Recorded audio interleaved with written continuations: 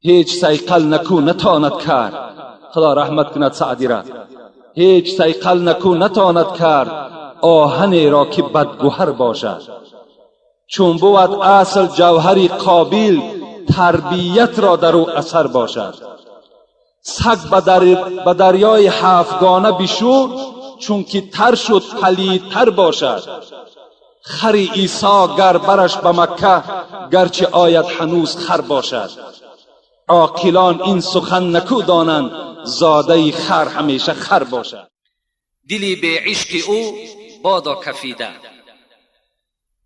حضرت جنونی میگوید همین مسلمانی که در دلش عشق خدا نداشته باشد بادا کفیده.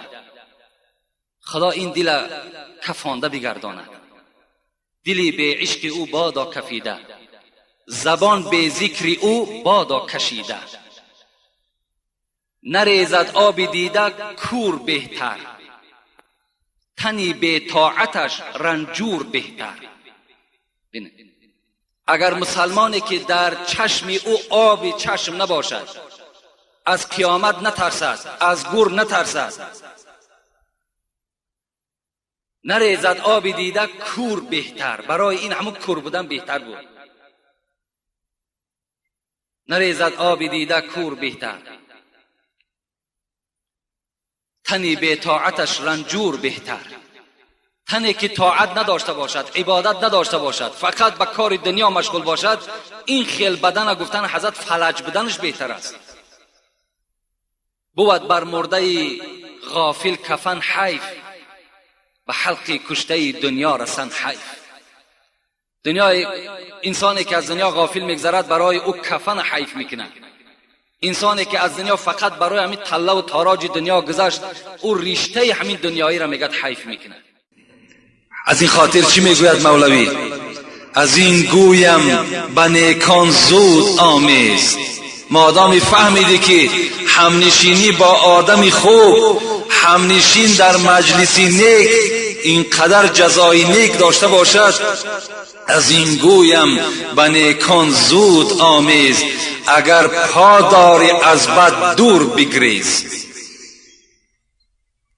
اگر نصیحت مولوی را گوش کنید، میگوید مادامی که اگر این صحبت ها را که شما درک کرده باشین، از نزد علما دور نروین. با بدان کم نشین که صحبت بد گرچه پاکی تو را پلید کند، آفتابی بر این بزرگ را پاره ابر ناپدید کند. این حضرت ها بیهوده نگفتند. صحبت های آدم ناخوب برای خود اختیار نکنین. این صحبت بهترین صحبت برای شماست. زی ذکرم آن که رو تابد به دنیا، به فردا حشر سازم زشت و اعما. زی زیری خاک خیزد دیده اش کور، سیاه گشته دلش چون لیل بی نور. کند ناله همین بنده به مولا، که حکمت چیز چشمم کرده اعما. این بنده ای که از خاک سر می بردارد و چشمهای نابینا دارد، باز ناله می کرد از خدایا چرا که به دنیا داشتم دو چشم بینا، بکردی کورش ای دارنده من، ای دارنده من، ای ذات پاک. من به دنیا چشمهای بینا داشتم، چرا اینها را تو کور کردی؟ خدا گوید ای مخلوق نادان، به دنیا دادم نعمت فراوان. بدادم دست و پای و چشم بینا، دلی دانا زبانی ساز و گویا. بفرمودم تو را بر ذکر گویی، زی دشمن اعتراض و دوست جویی. به دنیا کرده ای ما را فراموش، منم سازم تو را اینجا فراموش. جهان ای برادر نماند به کس، دل اندر جهان آفرین بند و بست. مکن تکیه بر ملک دنیا و پوشت، که بسیار همچو تو پرورد و کوشت. چو قصد رفتن کند جان پاک، چه بر روی تخت مردن چه بر روی خاک. کسی پرسید از سلطان ابرار، شدم درمانده یک امر دشوار. ندانم من سعیدم یا که بدبخت، بهشتیم و یا در عقبه سخت. یک جوان، یک مرد نزد پیغمبر خدا آمده بود است. حضرت مولوی میگوید و پرسان کرده بود از پیغمبر خدا من از تو یک سؤال دارم، نمیدانم که بدبخت هستم یا نیکبخت، نمیدانم که بهشتی هستم یا دوزخی هستم. پیغمبر خدا برای من خبر بده. پیغمبر خدا چی گفته بود است؟ بگو حضرت معالایی به هر دیگ، دلی خود عرضه کن بر صحبتی نیک. اگر مائل شود دل نیک بختی، بکش سوی عزیزان زود رختی. دلت گر صحبتی نیکان نخواهد، بدان که دوزخی سوزان بخواهد. پدر را یک شب او دید در خواب فرزندش، پدر را یک شب او دید در خواب، پریشان حال بین جمع احباب. بگفتش ای پدر حالت، بگفتش ای پدر چون است حالت، چرا زرد است گلگونی جمالت. فرزند میگه در شب پدر شدید که بی نهایت بین دوستهای خدا بود و گویا که چیزی را گم کرده باشد، پریشان بود. گفت پدر عزیز تو زاهد هستی، تو شیخ هستی، تو مریدهای زیاد داری، تو خدمت زیاد در اسلام کردی، چرا چهره تو زرد است؟ چرا چهره تو مثل این دوستان خدا سرخ نیست؟ بگفتش صعب شد کار ای جگربند، بگفتش صعب شد کار ای جگربند، همان دم کی جدا شد بند از بند. وقتی ای بند من، ای جگربند من، وقتی مرا در لحد گذاشتی به نهایت کار من مشکل شد. پدر گفت چگونه مشکل شد؟ ندای شد چه آوردی به درگاه؟ وقتی شما مرا پسی سر کردین، مرا تنها که در اون خانه قبر گذاشتین، از جانب خدا ندای شد، ندای شد چه آوردی به درگاه؟ چی داری از عبادت توشه را؟ از من پرسان کردن ای شیخ توشت پیشنهاد کن، عملهات نزد ما اظهار کن، چی داری از توشه را؟ بگفتم 60 حج کردم خدایا، بگفتم 60 حج کردم خدایا، نماز و صوم و طاعت، زهد و تقوا. پروردگارا تو دانا هستی، من در عمر خودم 60 بار حج کردگی هستم. تمام شب با نماز بودم، روزها با روزه بودم، تقوا داشتم، حلال رفتار بودم، حلال گفتار بودم، تمام وظیفه های اسلامی من انجام دادم. جواب آمد، بین وقت شیخین پیشنهاد کرد جواب از خدا چی آمد؟ جواب آمد نشد این جمله مقبول. ای شیخ گفت این 60 حج تو، این مهنت و زحمتی تو در نزد خدا قبول نشدن. جواب آمد نشد این جمله مقبول، بیار لایق ترین شایسته محصول، لایق ترین شبیار، شایسته ترین شبیار. این 60 حج تو به درگاه من قبول نشده است. بلرزیدم به خود زان وهم چندان، به فرزندش حکایت دارد، بلرزیدم زی وهم با خود چندان، شکست از زلزله سرهای دندان. چنان فرزندم، چنان یک هیبت، چنان یک دهشت مرا در داخل قبر فرا گرفت که این دندانهای شکسته پدرت از لرزه همون است. ندا آمد، بعد این چی ندا آمد؟ ندا آمد که روز یاد داری ای شیخ، یک روز را یاد داری؟ ندا آمد که روز یاد داری، گرفتی خارک از راهگذاره، گرفتی خارک از راهگذاره، پذیرفته شدی زان نیک نیت، بکردم جای تو در قصر جنت. اگر یاد داشته باشی ای شیخ، یک روز تو از راه میگذشتی، یک خار را در راه دیدی و اون خار را برداشتی از زمین، با امید چی؟ با امید که پای برادر مؤمن من خون آلود نشود. تا که برادر مؤمن من از این خار آزار نیابد. با این خاطر وقتی که تو این خار برداشتی پذیرفته شدی زان نیک نیت، از این نیتی نیک تو در نزد ما پذیرفته شدی. بکردم جای تو در قصر جنت و جای تو را جنت گردانیدم. درون را بینگریم و نیتی تو نمی بینیم به سوی صورتی تو. ما درون در کار داریم. خداوند میگوید ما نیتی تو در کار داریم. ما با وظیفه تو کار نداریم، ما با پول تو کار نداریم، ما با سر و منگل تو کار نداریم، ما با اعمال تو کار داریم. تو کی هستی؟ رسول اکرم میگوید لقد رأيت رجلا في الجنة يتقلب في الجنة. شب معراج یک مرد را دیدم که در جنت سیر میکرد. تمام باغهای جنت برای او گشاده بود. فی شجر قطعها عن ظهر الطريق كانت تؤذي المسلمین. وقتی پرسان کردیم این مرد کی هست، از چه خاطر وی وارد جنت شد، صدا آمد که این در روز با یک راه میگذشت، یک نوده درخت کشال بود که مردم از او آزار میافت، همان نوده را شکست تا که آزار برادر مسلمان نشود. این نیتی نه که این در نزد ما پسند آمد و این مرد را ما وارد جنت گردانیدیم. مخند اینجا که چشم که مژگانی تو گریان است در فردا. مخند اینجا که مژگانی تو گریان است در فردا. اگر ریزی در اینجا اشک خندان است در فردا. به اندوه قیامت زرد کن رخساره گلگون. به اندوه قیامت زرد کن رخساره گلگون. بسان شمس انور ماه تابان است در فردا. مکن جور و ستم بر جان خود از ترک فرمانش.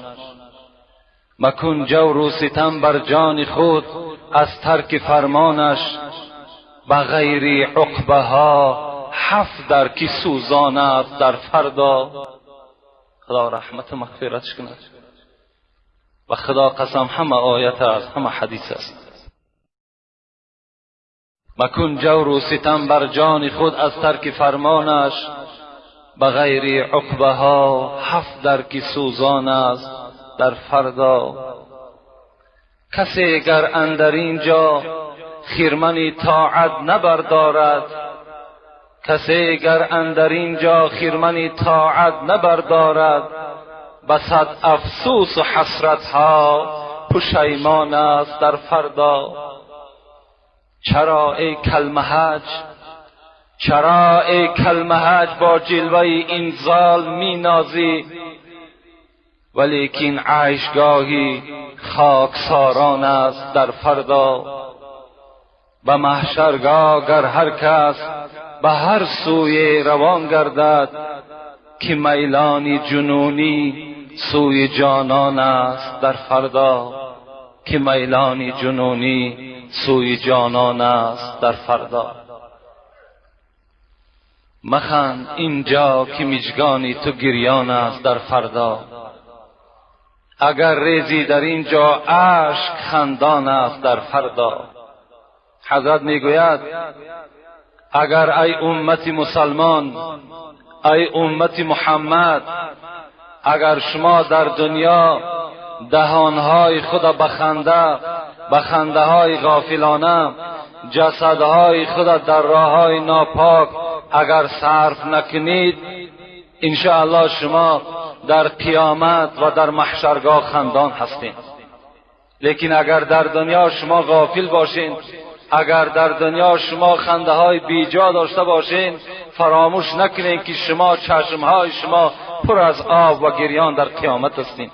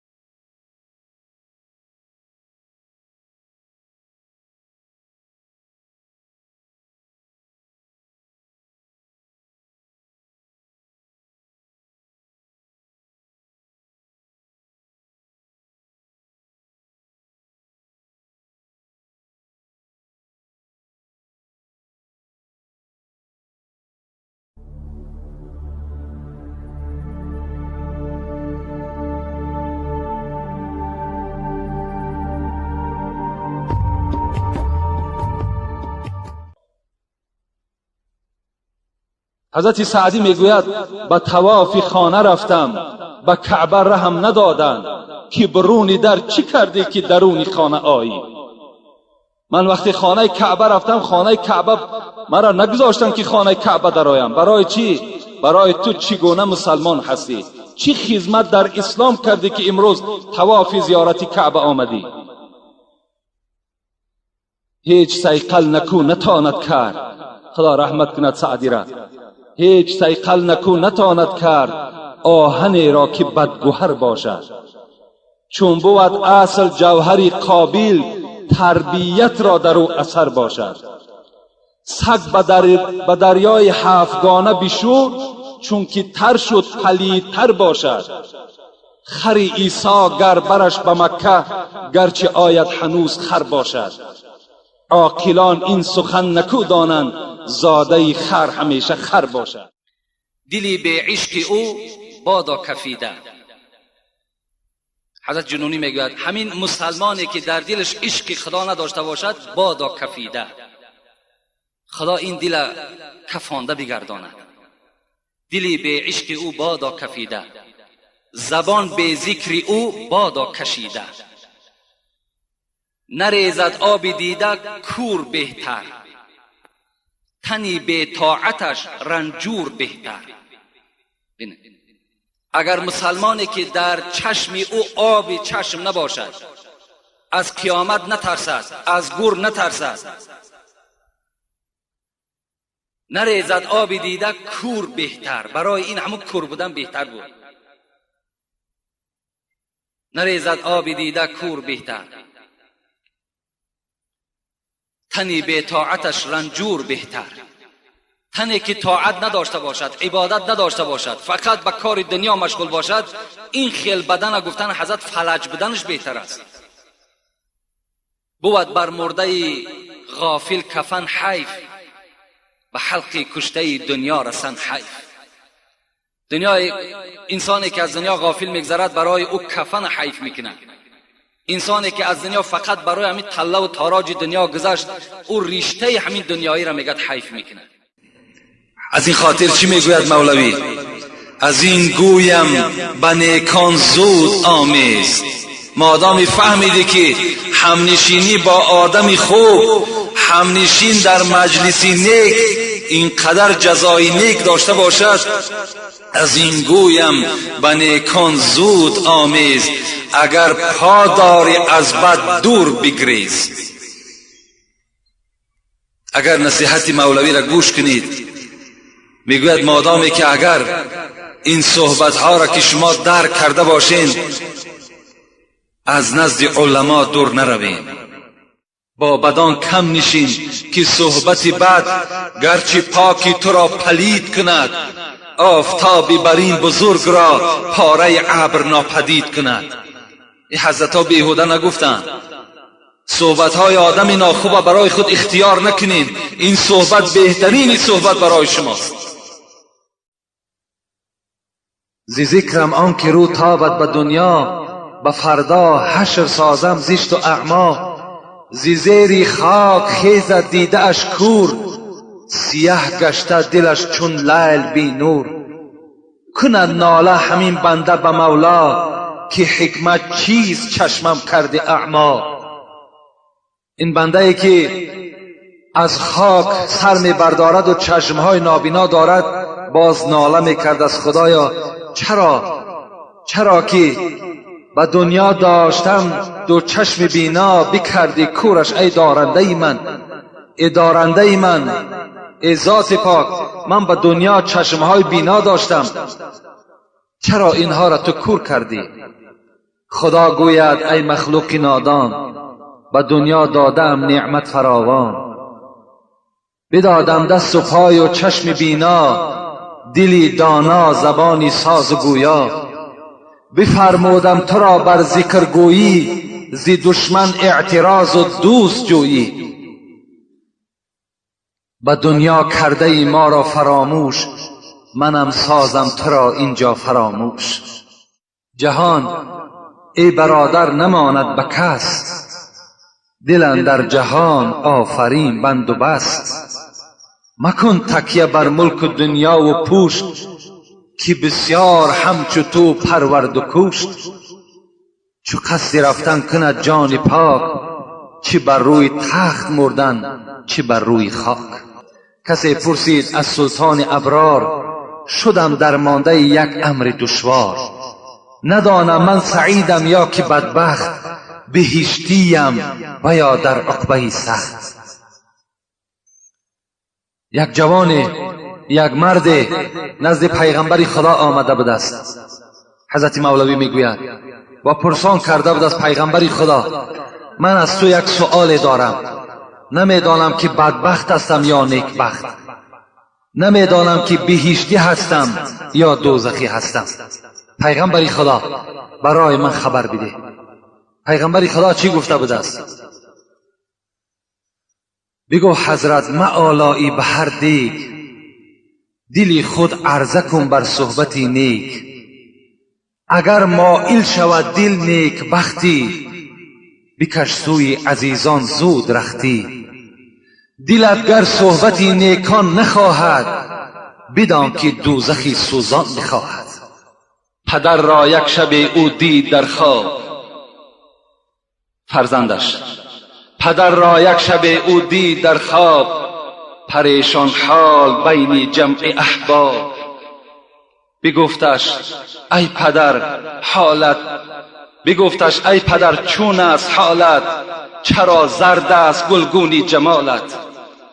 فرزند میگه در شب پدرش دید که بی نهایت بین دوستهای خدا بود و گویا که چیزی را گم کرده باشد، پریشان بود. گفت پدر عزیز، تو زاهد هستی، تو شیخ هستی، تو مریدهای زیاد داری، تو خدمت زیاد در اسلام کردی، چرا چهره تو زرد است؟ چرا چهره تو مثل این دوستان خدا سرخ نیست؟ بگفتش صعب شد کار ای جگربند، بگفتش صعب شد کار ای جگربند، همان دم کی جدا شد بند از بند. وقتی ای بند من، ای جگربند من، وقتی مرا در لحد گذاشتی، به نهایت کار من مشکل شد. پدر گفت چگونه مشکل شد؟ ندای شد چه آوردی به درگاه؟ وقتی شما مرا پسی سر کردین، مرا تنها که در اون خانه قبر گذاشتین، از جانب خدا ندای شد، ندای شد چه آوردی به درگاه؟ چی داری از عبادت توشه راه؟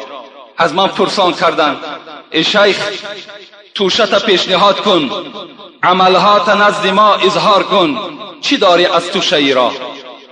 بگفتم 60 حج کردم خدایا، بگفتم 60 حج کردم خدایا، نماز و صوم و طاعت، زهد و تقوا. پروردگارا تو دانا هستی، من در عمر خودم 60 بار حج کردگی هستم. تمام شب با نماز بودم، روزها با روزه بودم، تقوا داشتم، حلال رفتار بودم، حلال گفتار بودم، تمام وظیفه های اسلامی ما انجام دادم.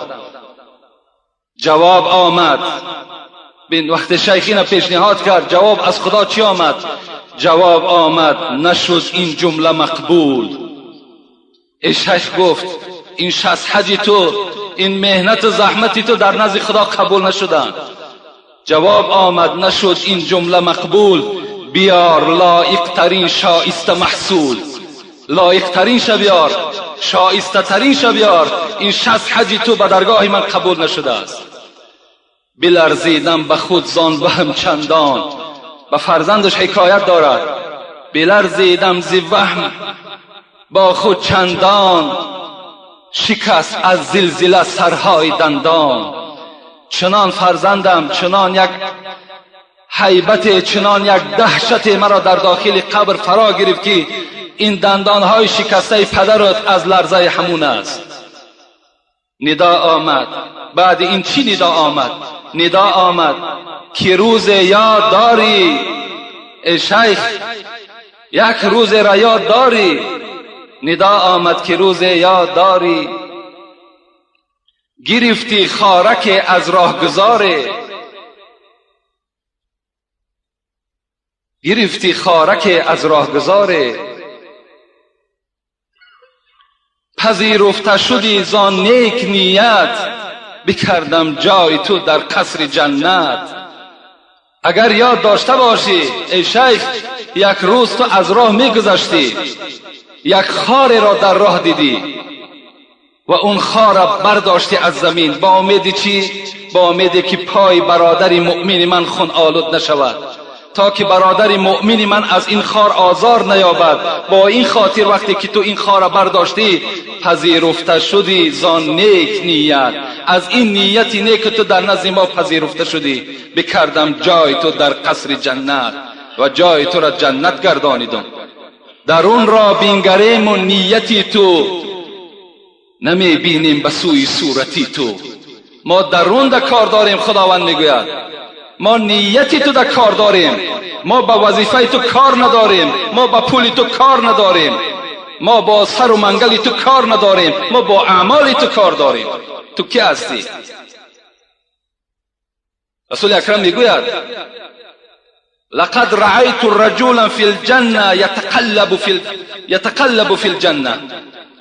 شب معراج یک مرد را دیدم که در جنت سیر میکرد، تمام باغهای جنت برای او گشاده بود. فی شجر قطعها عن ظهر الطريق كانت تؤذي المسلمین. وقتی پرسان کردیم این مرد کی هست، از چه خاطر وی وارد جنت شد، صدا آمد که این در روز با یک راه میگذشت، یک نوده درخت کشال بود که مردم از او آزار میافت، همان نوده را شکست تا که آزار برادر مسلمان نشود. این نیتی نه که این در نزد ما پسند آمد و این مرد را ما وارد جنت گردانیدیم. و آخر دعوانا ان الحمد لله رب العالمین. خدای مهربان از کل آفتها، از کل بهتانها، از کل مریضیها خدایا در حفظ امانی خودت نگهشون داری. آمین و رب العالمین.